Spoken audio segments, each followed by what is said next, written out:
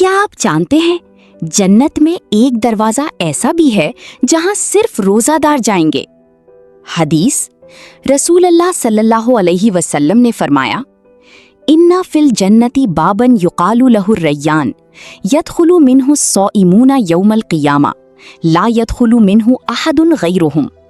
ترجمہ، بے شک جنت میں ایک دروازہ ہے جسے ریان کہا جاتا ہے، اس میں سے قیامت کے دن صرف روزہ رکھنے والے داخل ہوں گے، ان کے علاوہ کوئی اور داخل نہیں ہوگا۔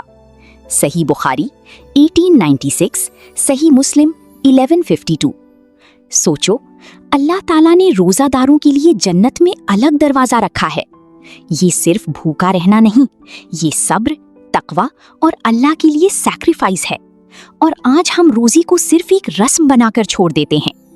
اگر تم جنت کے خاص دروازے سے داخل ہونا چاہتے ہو تو آج سے اپنی روزوں کو سنجیدگی سے لو۔